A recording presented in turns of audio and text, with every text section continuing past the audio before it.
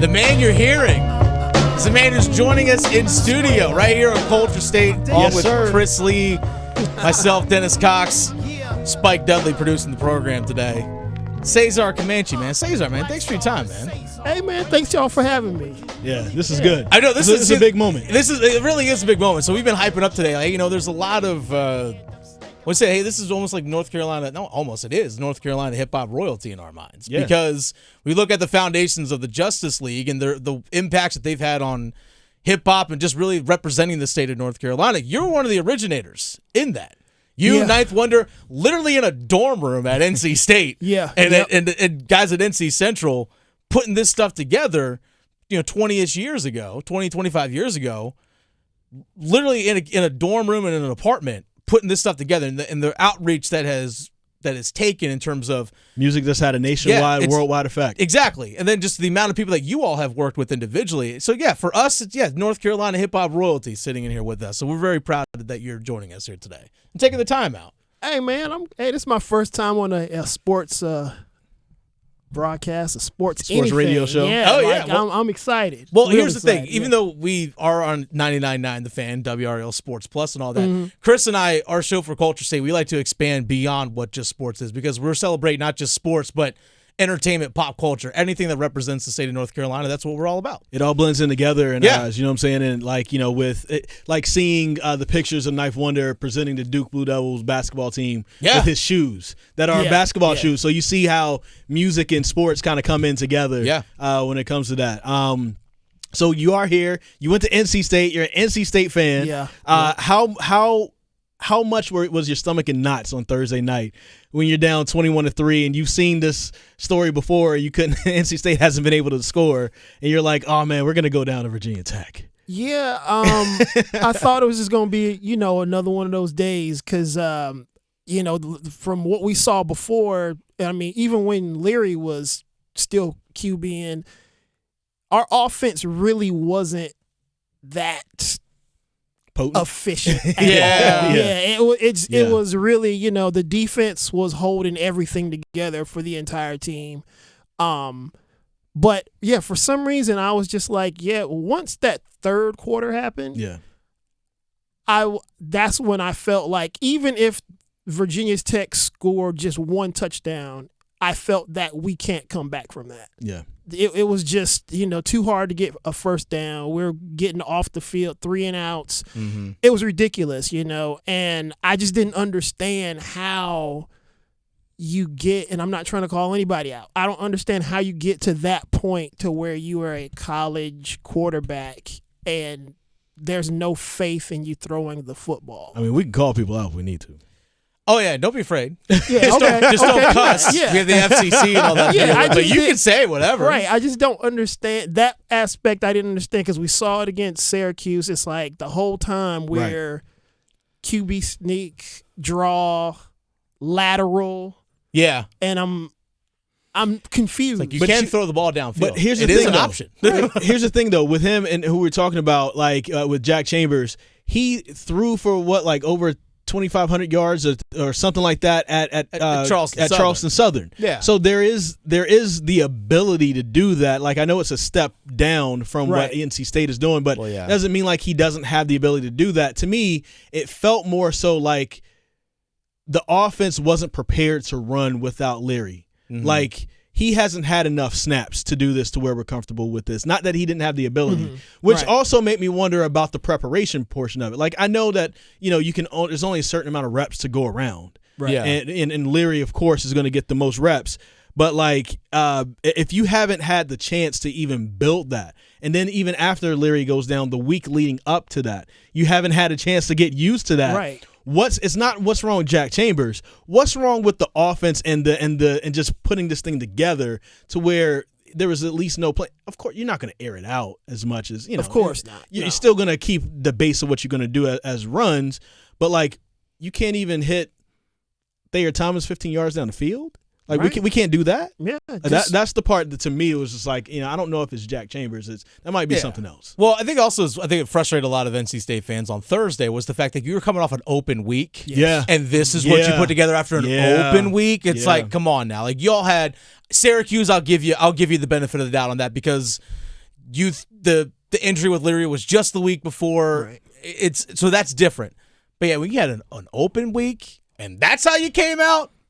Okay. I'm just saying, like, Andrei Svechnikov in one game scored as many points as you did in the first half. I just want to put that out there. I want to ask you this. We have Cesar Comanche live in the studio with us, amazing artist who does his thing, but also part of the Justice League. Back when you were in school, did you have, like, some of the football players, basketball players bumping your music? Or did you guys... No, they weren't like. Oh God! I didn't know. I wondered what the impact was on campus, or was it that after the Justice League kind of got the underground following, is that when folks kind of took you a little bit more serious on campus? Okay, well, the first part of your question, maybe Julius Hodge. The first part of your question is easy. It was zero impact. Phillip Rivers wasn't bumping your stuff. Oh no. We're pre-Phillip, but. No, not at all. Like nobody cared. Yeah. At all. I mean, we weren't actually selling music or anything like that at the point, putting out albums yet. We're just recording music in the dorm and like somebody, hey, just check it out and listen to it. Mm-hmm. So at that time, when we be playing basketball and we tell people about it, and in Carmichael, straight up, nobody was interested. And that's what it was. Everybody who was in JL were the only people who were interested. Okay. But it blew up obviously to what it's become. Yeah, like I would say that momentum started about, because we were in school like in the 90s. So that momentum didn't start maybe until 2001, 2, 3. In there, that's when buzz started for any of us in any way. What do you think was the moment or the project that kind of broke it open to where you're doing local shows and now you're selling out local venues to do those shows and have that buzz for you guys? Originally the shows actually got from the actual Triangle community, the shows started picking up first. Okay. All right. So then I know Edgar Allan Flow with his group Undefined had an album out. I had an album out already. I was working on my second album. Then when Little Brother's first album came out, 2002, 2003, and then they were on a board called OK Player, Questlove was the first like big name or middle big name co-signing anything. So that really got a lot of attention and started building from there. Got you. Okay. So I'm wondering as well, what was I know we've talked about this on our podcast, which you can go check out on 99 Other Fans YouTube Great interview page. With Cesar on that. Yeah, too. Cesar on that. But for people who may not have listened to it, I want to know, how hard was it to actually just record? Well, you're in a dorm room. Like, what was the actual setup like? Because nowadays, it was this place. Well, yeah. No. I mean, before it wasn't. Originally, it was in North Hall at NC State. Yeah. That was the original spot we did. Yeah. So I mean, nowadays, I can get a mic, plug it into my computer, and we can go. The RA come banging on the door, tell you guys to cut it down. Nah, because pretty much it was like this. All you're listening to it in your headphones. Okay. Yeah. And we had what kind of mic? We didn't even have like a mic you should be actually recording music on. Yeah. Karaoke machine, right. Yeah. So it was just something where you could hear our voice. We're holding it at first, a handheld mic, and you just had to be quiet. That was it. And that's how we did it. And it was just the interface was inside, a computer. It was and a PC, and that was it. And we just understood how we listened to music. We're music lovers. So we just, everybody in that situation knew a little something. Yeah. And we just kind of put our knowledge together and it's like, oh, we need to what's in EQ? We need to bring this down, bring this up, things like that. And it just, over time just kept learning more and more from other people eventually who had more experience than us. So a lot of trial and error. Yes. Mm-hmm. Okay. That's interesting. Yeah. Along with that, I know I've listened to, different albums, and there's a lot of sports references, with different people in the Justice League. I just, outside of like the music part, I want to have like a scene setter.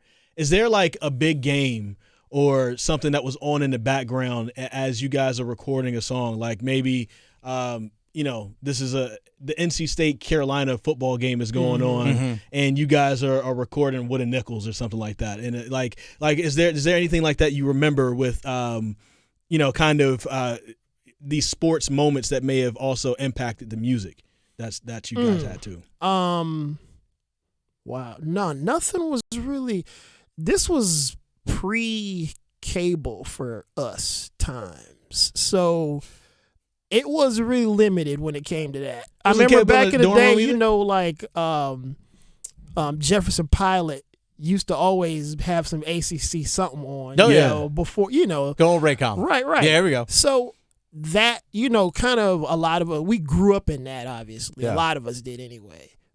So just kind of that kind of down homey feel, that nostalgia, that analog feel. That's what I think about when I think about the Jefferson Pilot, old school Raycom stuff. So I feel like a lot of that was in us. So it's in the music. It may not be obvious, but it's just it's part of the culture. Right. Okay. Gotcha. I feel like my daughter, and she was like, "Well, why didn't you just FaceTime?"